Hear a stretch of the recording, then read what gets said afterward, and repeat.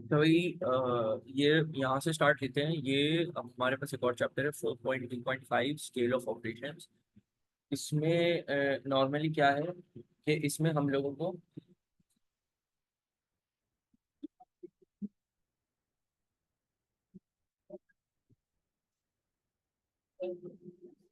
अच्छा, इसमें क्या है भाई, नॉर्मली इसमें हम लोग को जो पढ़ना है वो हमने पढ़ना है economies of scale. Economies of scale basically क्या चीज होती है यार? इकोनॉमी ऑफ स्केल होती है जब कंपनी की एवरेज कॉस्ट ऑफ प्रोडक्शन कम हो जाए, ठीक है ना। एवरेज कॉस्ट ऑफ प्रोडक्शन किस तरीके से कम होती है? जब कंपनी की वो जो है ना मार्केट के कुछ एडवांटेजेस मिल रहे होते हैं। जैसे मिसाल के तौर पे सबसे पहली चीज जो इसमें आती है वो आती है मार्केट के एडवांटेजेस में, that is purchasing economy. Purchasing economy क्या होता है? अच्छा, एवरेज कॉस्ट ऑफ प्रोडक्शन क्या है? वही जो आप चीज बना रहे हो, आप सेलिंग प्राइस नहीं बढ़ा सकते हो, क्योंकि मसला ये है कि सेलिंग प्राइस बढ़ाने का मतलब ये है कि आप अपने कस्टमर्स को भगा दो, ठीक है ना। ये एक बहुत बड़ा सीन होता है।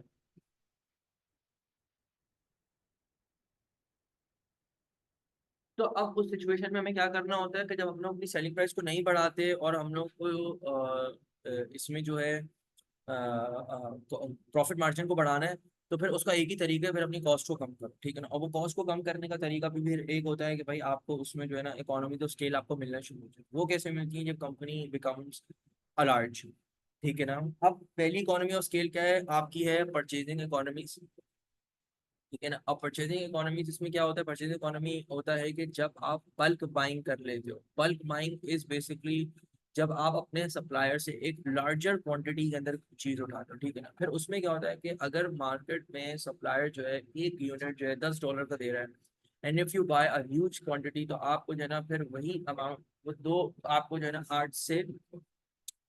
8 डॉलर का, $60 का ना वो आपको देना शुरू हो जाएगा, ठीक है ना। That's this is what purchasing economy is. फिर इसमें आती है मार्केटिंग इकोनॉमी। मार्केटिंग इकोनॉमी और स्केल में क्या होता है कि यार इसमें आप बहुत ज्यादा बड़े पैमाने पे जो है ना जो है ना आप मार्केटिंग करते हो, ठीक है ना। जैसे मिसाल के तौर पे मैं एक आपको दूं कि एक होटल कंपनी थी और होटल ने जो है ना एक दूसरे होटल को टेक ओवर कर लिया, ठीक है ना। तो इससे क्या होगा? उसको मार्केटिंग इकोनॉमी मिलेगी, क्योंकि इससे उसके क्लाइंट्स जो है ना वो बढ़ना शुरू हो जाएंगे मार्केट में, ठीक है ना। उसके मार्केट में उसका जो कस्टमर बेस है वो बढ़ना शुरू हो जाएगा, उसका नाम बढ़ना शुरू हो जाएगा कि भाई एक पर्टिकुलर होटल था जिसने दूसरे होटल को जो है ना वो परचेज कर लिया। तो इसको हम लोग बोलते हैं मार्केट इकोनॉमी ना। फिर ज्यादा से ज्यादा क्लाइंट आपके पास आता है। वही बात, जितने ज्यादा क्लाइंट आएगा, जितनी ज्यादा आपकी मार्केट में नाम होगा, एडवर्टाइजमेंट होगा, उतना ज्यादा मार्केट में जो है ना फिर आपका जो है ना आपका पैसा बनता है, आपकी प्रॉफिट जो है ना वो सर्टेन हो जाता है, ठीक है ना। आपका फ्यूचर सर्टेन हो जाता है, ठीक है। फिर इसमें आता है फाइनेंशियल इकोनॉमी। अच्छा, फाइनेंशियल इकोनॉमी में बेसिकली ये होता है कि फाइनेंशियल इकोनॉमी इज बेसिकली जब आपका बिजनेस इतना लार्ज हो जाए, उसकी क्रेडिट पीरियड अच्छा हो या उसका फाइनेंशियल बैकग्राउंड अच्छा हो, तो बैंक वगैरह भी जो है ना उसको इजी लोन दे देते हैं, ठीक है ना। उसके ऊपर ज्यादा इंटरेस्ट चार्ज नहीं करते हैं, उसके ऊपर ज्यादा जो है ना रिस्ट्रिक्शंस नहीं लगाते हैं, उसको ज्यादा सिक्योरिटी नहीं मांगते हैं, उसको बस वो जो लोन मांगता है ना उसको वो लोन प्रोवाइड कर देते हैं at a very low interest rate. उससे फायदा क्या होता है बिजनेस को? कि ऑब्वियसली बात है, जब आपका इंटरेस्ट एक्सपेंस कम होगा, आपकी अगेंस्ट सेलिंग प्राइस पे वो फायदा पहुंचाएगा, आपकी कॉस्ट ऑफ प्रोडक्शन कम होगी।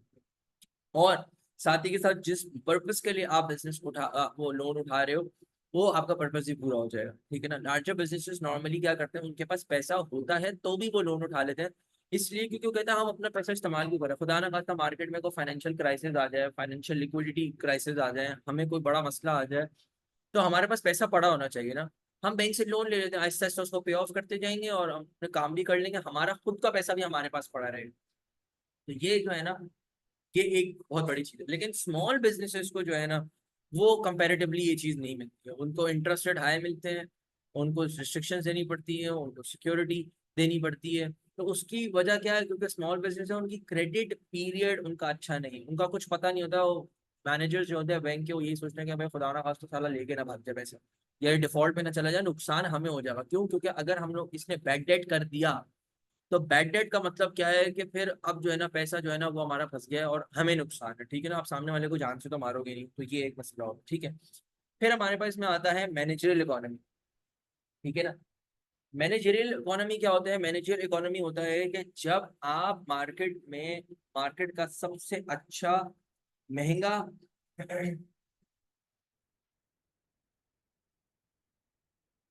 भाई मेरी आवाज क्लियर आ रही है?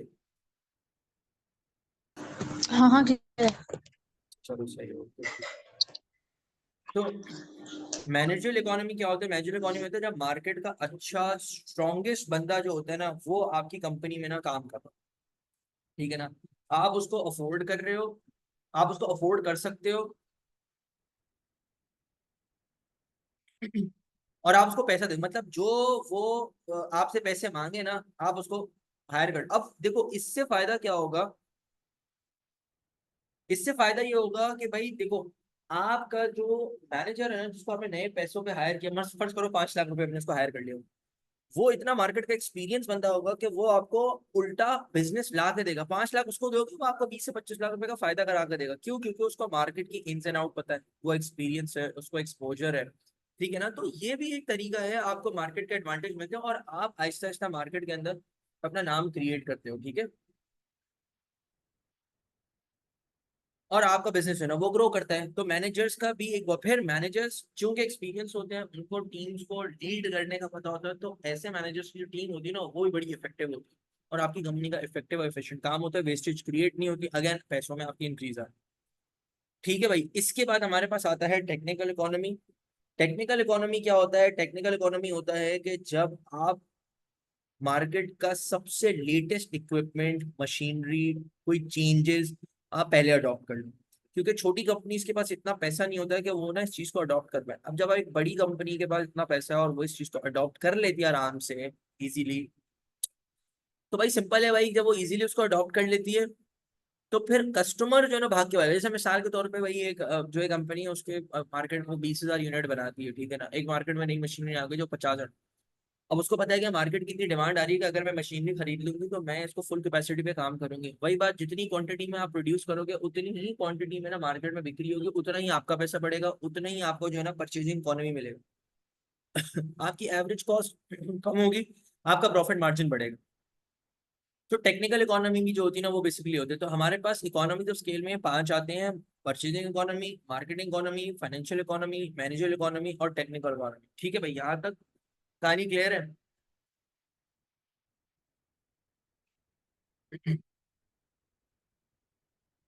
आई होप क्लियर हो भाई, क्योंकि it's very easy, you just have to learn it.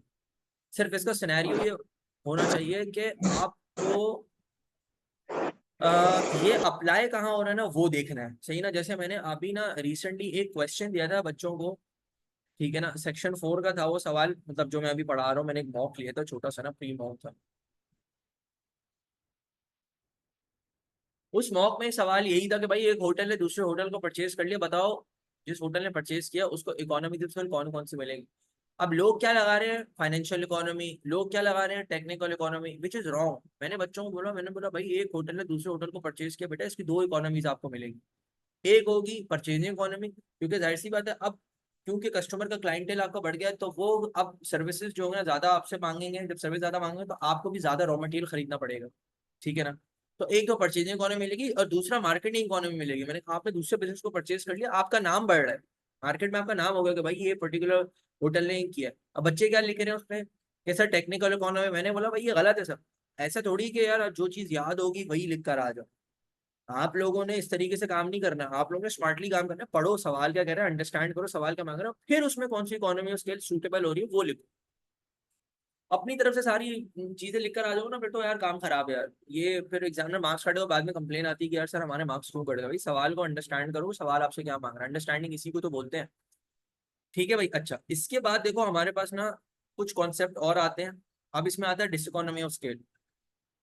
डिसइकोनॉमी of scale, अब जैसे ये हमारे पास ये आपकी इकोनॉमी ऑफ स्केल है ना, वैसी डिसइकोनॉमी ऑफ स्केल होती है। इकोनॉमी ऑफ स्केल आती है नॉर्मली जब आपको कंपनी की एवरेज कॉस्ट को कम करना हो, आपको कंपनी की आधी कंपनी की वजह से, ये कंपनी बड़ी जब ग्रो करती है तो आती है।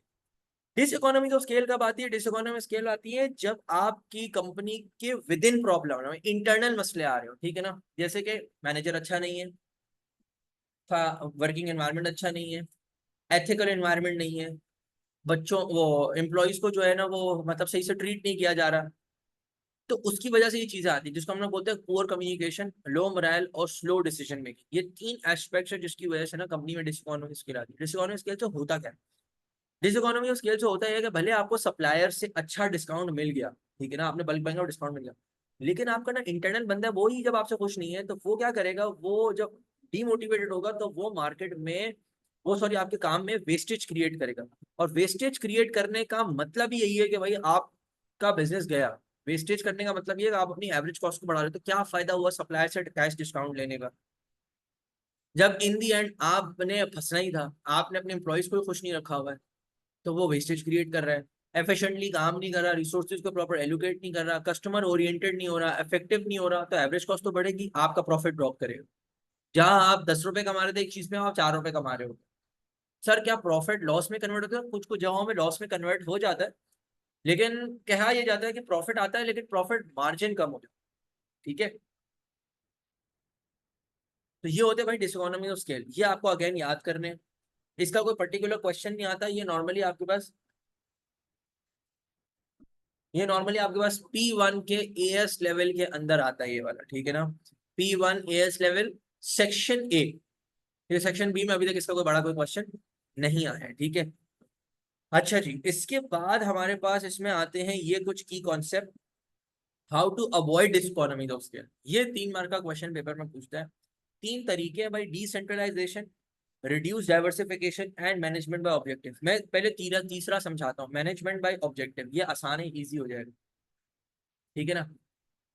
अब मैनेजमेंट बाय ऑब्जेक्टिव का मतलब यह है कि आप अपने एम्प्लॉयज को पहले से ही समझा दो कि भाई हमने बिजनेस में काम किस तरीके से करना है। समझ आ रही है मेरी बात? रिस्पॉन्सिबली काम करना है, क्वालिटी का ख्याल करना है, डिलेज लेकर नहीं आने, कस्टमर को सेटिस्फाई करना है, उनकी नीड्स को सेटिस्फाई करना है। This is called management by objective. आप अपने कंज्यूमर, अपने एम्प्लॉयज को जब आप ये बात समझा दोगे ना, डिस इकोनॉमी ऑफ स्केल होएगी नहीं। फिर उसको वो ऑटोनॉमी दो, ऑटोनॉमी मतलब उसको वो पावर दो, उसको कंट्रोल दो उसके काम के ऊपर, फिर वो अच्छे से काम करेगा। फिर वो आपके बिजनेस में, आपके काम में किसी भी किस्म की वेस्टेज नहीं करेगा और प्रॉब्लम्स नहीं आएंगी, ठीक है।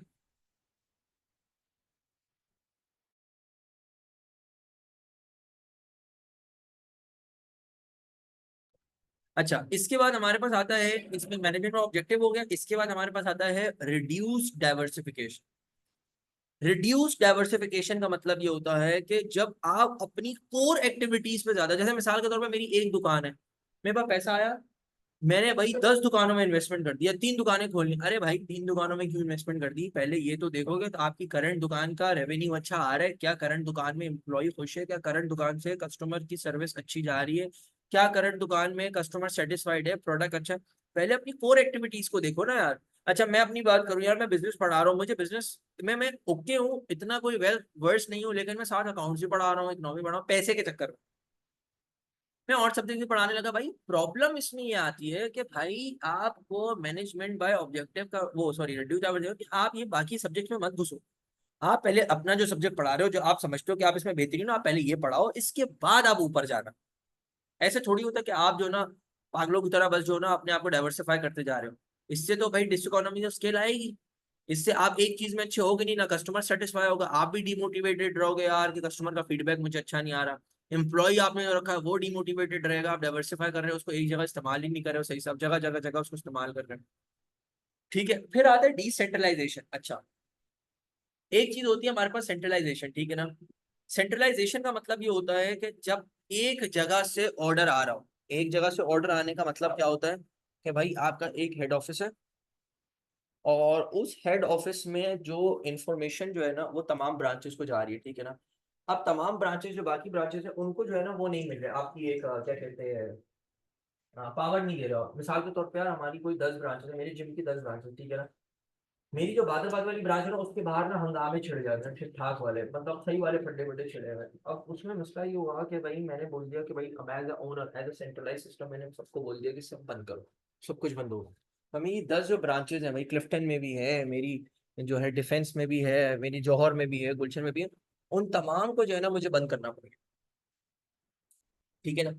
अब उन तमाम को बंद करने का मतलब क्या हुआ कि मैंने अब मुसीबतें और प्रॉब्लम्स कहाँ आ रही थी, वो प्रॉब्लम्स आ रही थी बेसिकली मेरे यहाँ पर।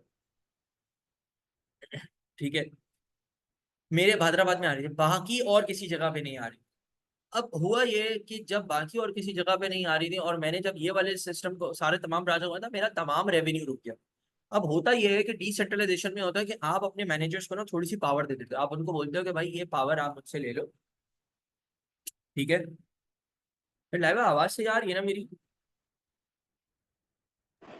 हाँ हाँ, मतलब क्लियर है बिल्कुल। बिल्कुल क्लियर। चलो सही हो गया।